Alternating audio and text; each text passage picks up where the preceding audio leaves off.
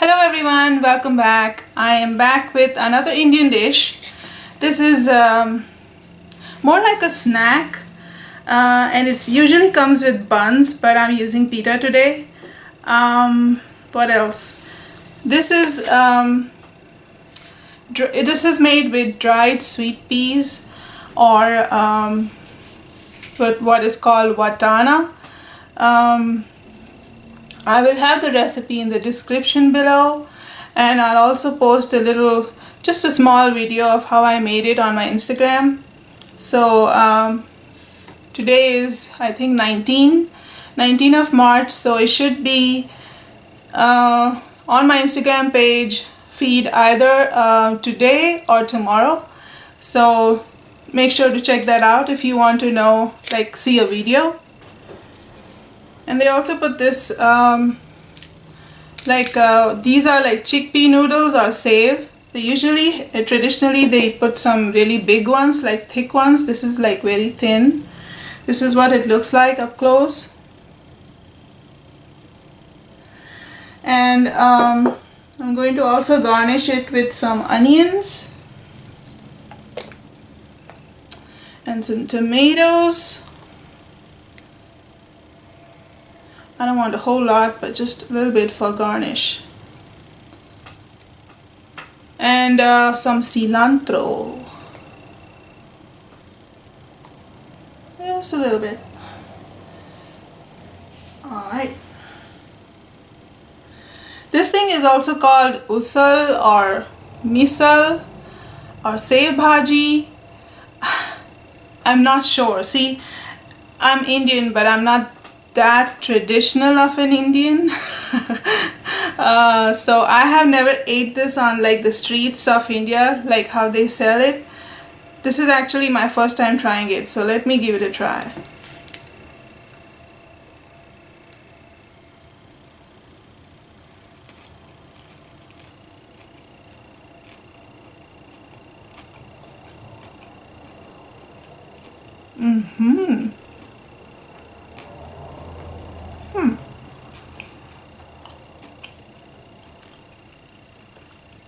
It definitely tastes like street food. It has the taste of street food, Indian street food.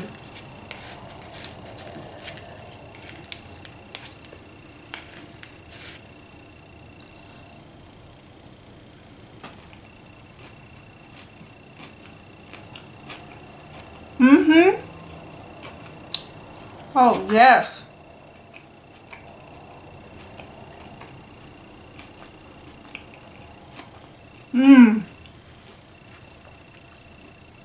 I wonder if it would taste even better with buns. Oh yeah.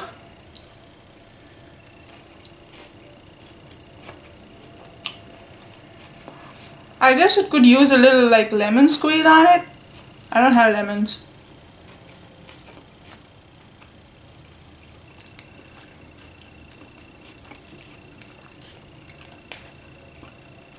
This was pretty simple to make too, really simple.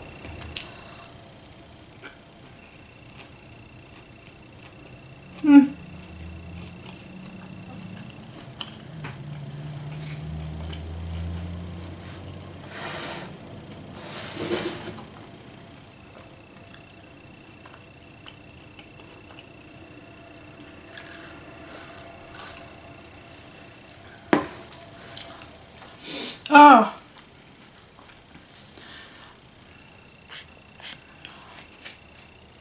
I haven't had nothing this morning. This is my first meal of the day. Oh.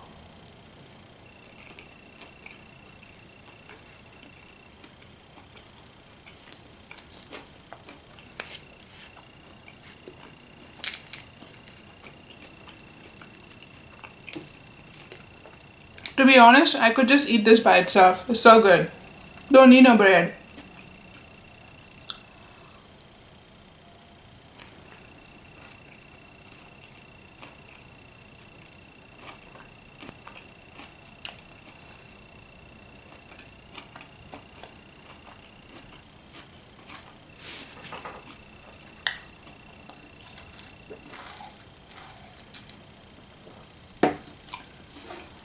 Forgot to tell you about my drink. It's the strawberry flavored Perrier sparkling.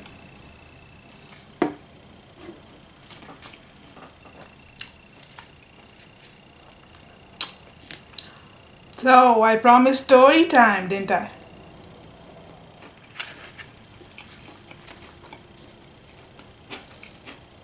My school time. So I'm going to get straight into it because this is long-winded. Like, I could divide my school story in like 3 parts. The elementary part, the middle school part, and then the high school part. They're all different from each other.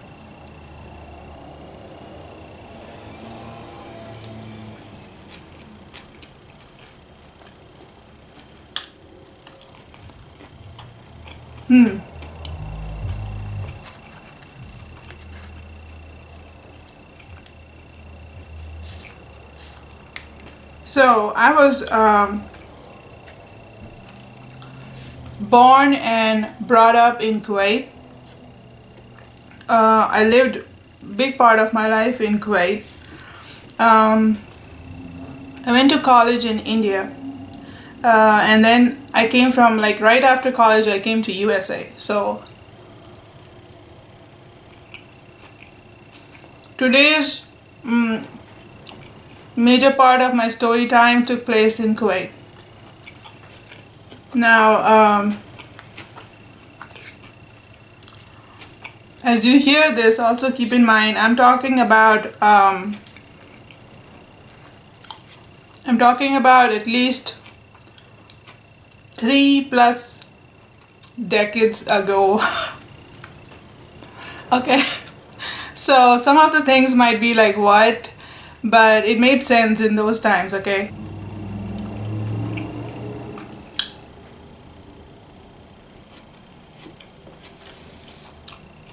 And Indian schools are like far different as compared to American schools. Very different.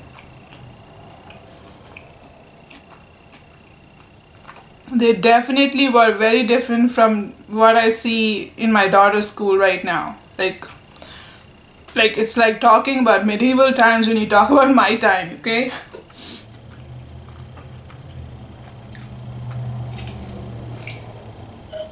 And even though I studied in Kuwait, but I was studying in what's that called? Delhi Board Education System of India. Yeah. So my school was exactly like what Indians study in India. Except my school was in Kuwait.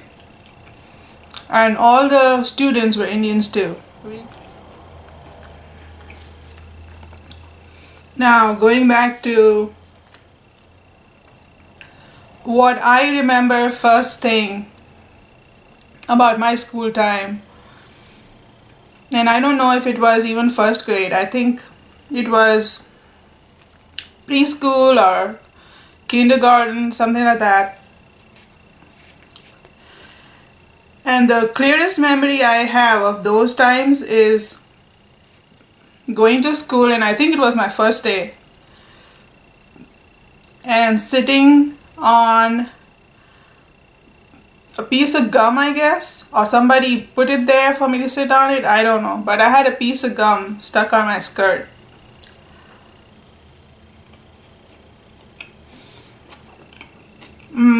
I had really long hair, and my mom used to fold it on both sides, tie it with ribbon on both sides.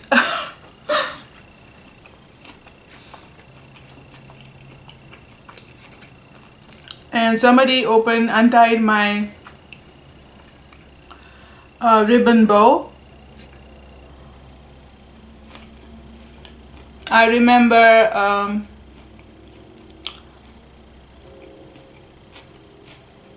somebody also spit on me. I've been spit on several times, and stuck gum in my hair. And that wasn't the first day though. But that's how I remember my elementary school days, early elementary school days. I was bullied like crazy. And one thing, at least in those times, I don't know how it is today in these days because I haven't really kept up with school and all. But in those days, if you were not an intelligent child, education-wise, academics-wise, you were like good for nothing. Like you were just literally a waste in the class. Nobody cared about you. If something went wrong, everybody blamed you. The teachers didn't like you. The students bullied you.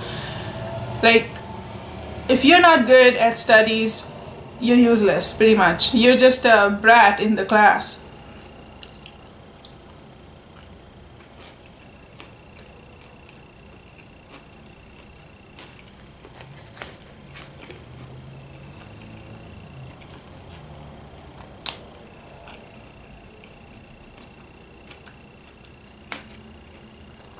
And my problem was not that I was not wanting to study,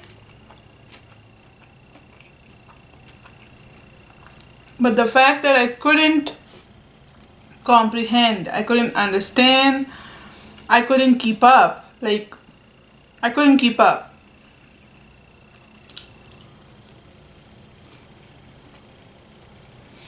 And in those days, I don't know if anybody even knew of the term, but today I know I was suffering from dyslexia. And I didn't know about that all my life until I actually went to see a counselor for the first time when I turned, I guess, 32 years old.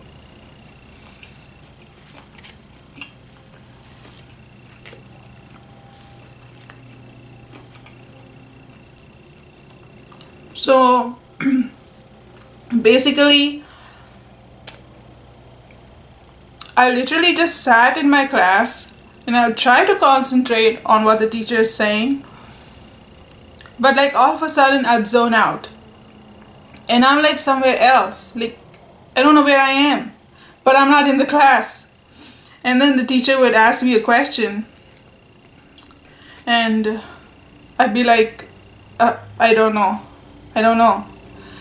And the teacher would say, okay, you were listening, you weren't talking to nobody, what were you doing? My teachers always used to tell my parents, she's always daydreaming. It probably was, but it wasn't something I was choosing to do. I just didn't know what was going on with me. And since I was little, I guess I didn't know how to express it.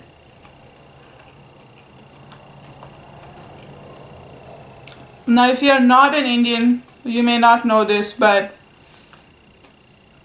Indian education system, they don't work with the child's ability. They just put everyone in the same box. Like, they really make you study. Loads and loads of homework is given at home.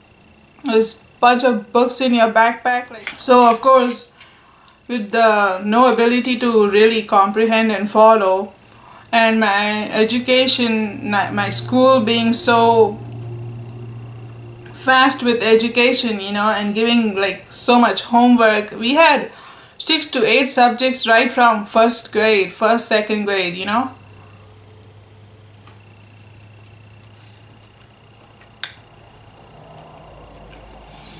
and I just couldn't, I couldn't keep up with it. On the other hand,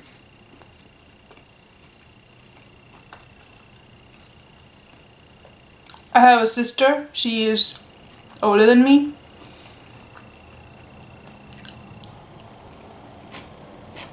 She used to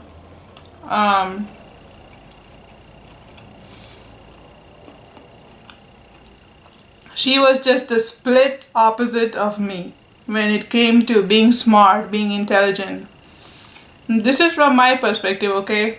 You ask my sister, she might say something else about herself. But from where I was sitting, from where I was living in my world, she was intelligent, very intelligent as compared to me. all the teachers knew her. All the teachers knew her, and me and my sister, of course, shared the same last name. They would hear my last name and they would say, "Oh, are you such and such's sister?" And I would be like, yeah. And they'd look at me like, "What's wrong with her?" So not only was I dyslexic and that was hurting me, I was also being compared with my sister. So then I had more issues of jealousy, issues of competition with my sister, and not really ever winning that competition because she was always like so much better than I was. That ended up making me the weirdest person in my class, because there came a time where I just kind of gave up. I couldn't study. I couldn't do as good as my sister. I just couldn't remember even the answer of one question. But there was a strange positive personality inside me always. Like, I've been through hell in life, but I would like to say that I've always been a very positive person. And in the face of this problem that I was having as a child, I somehow just decided I was okay. I was just okay, like, okay, fine, I can study, so that's alright. I literally used to talk to my numbers and alphabets. In fact, I had characterized each one of them. Like 7 was a tall guy, 2 was a mean lady.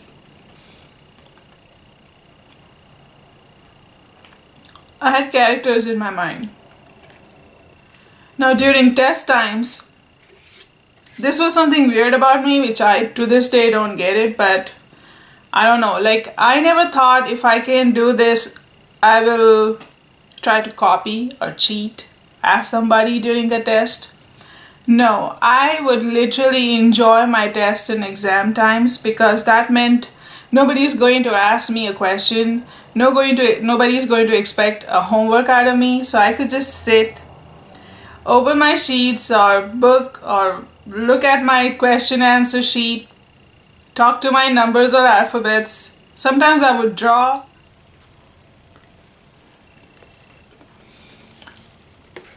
I just never thought of cheating. I just didn't care. Like, I just didn't care. And my teachers were completely confused with what is wrong with me, because I was not one of those naughty kids that were just always talking or disturbing the class or anything like that. I was not like that. I just stayed in my own world. But that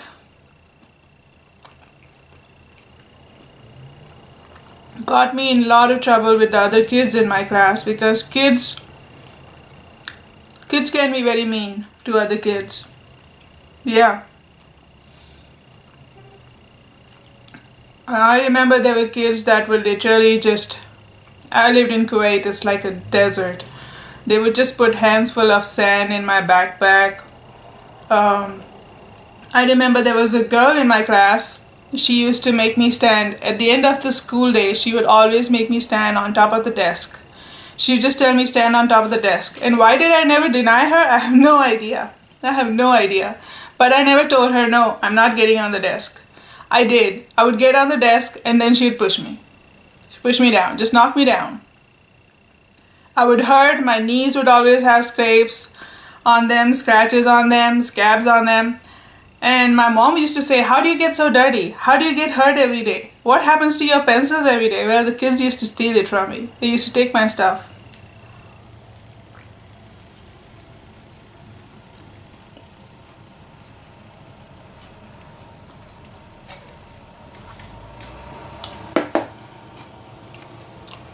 I remember there was a boy in my class. And this had to be a small grade, I'm pretty sure, because I studied in all girls school. But I remember this boy. I remember his face. I remember his name too.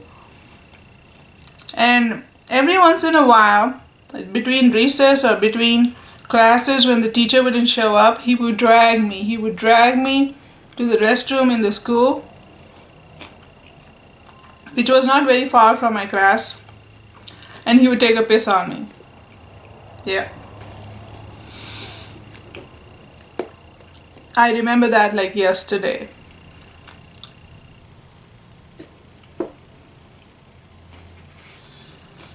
So yeah, school was horrible. I did not like school at all. Not only that, I was very good like at drawings or dancing, or like I wanted to be part of co-curricular activities, but my teachers wouldn't let me. They would say, "You're not good in studies, you hardly do your homework, we don't want you to waste your time during practicing." So I didn't get to participate in any co-curricular activities. And there's actually a very funny story of that. Because I pushed my way into a dance competition, even though I wasn't selected. But I reached on stage. And if you want to know how I did that, if you want to know that story, let me know in the comments below.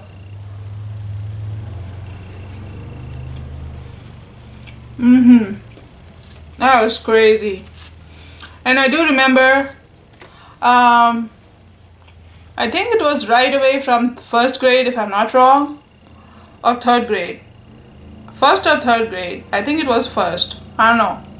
But I passed in math.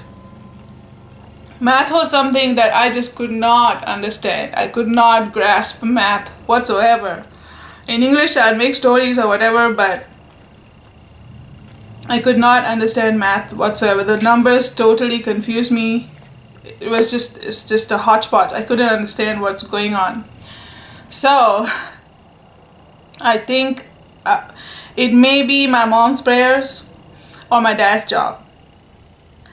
My dad had a nice, reputable, good job, okay? I don't know which one was working, or maybe both was, but my parents always managed to convince my teachers to give me grace marks in math. And I think from first grade up until 9th grade, I passed all my classes with grace marks in math.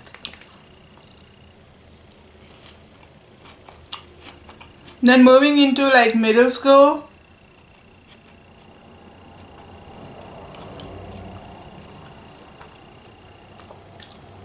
I was still struggling terribly. Struggling in school really bad. And then it was in 7th grade when Iraq attacked Kuwait, and we went through a mess. Like we were literally living in a war zone. And then we moved to India. And oh my God, India was something else.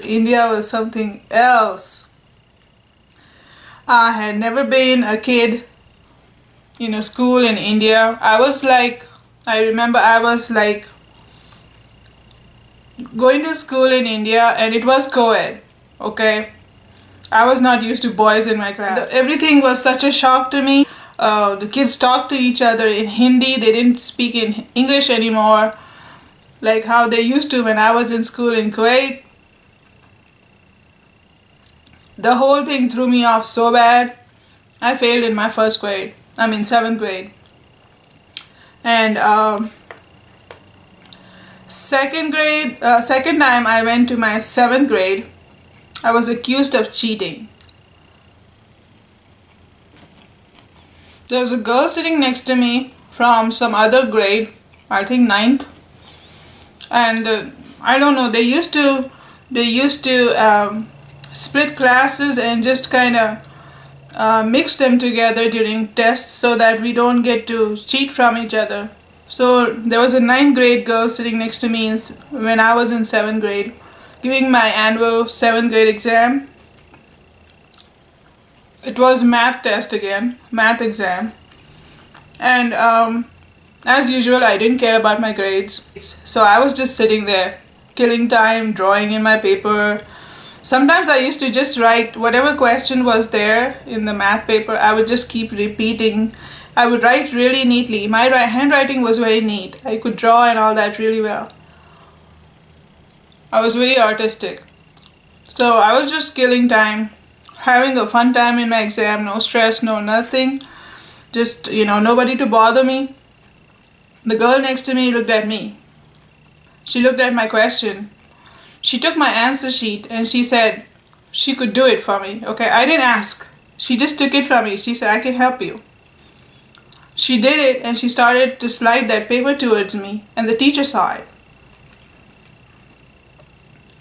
And the teacher made her and me stand up and she said, what's going on?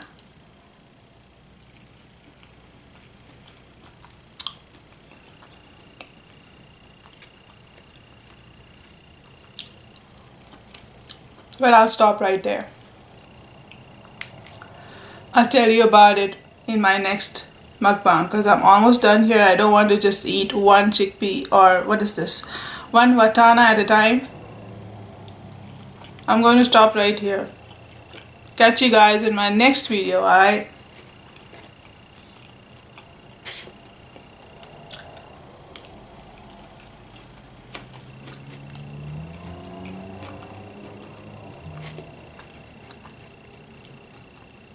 Last bite.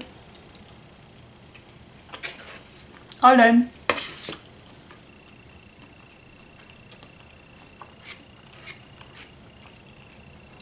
Okay. Now I'm almost done and the spices are hitting me. It is hot.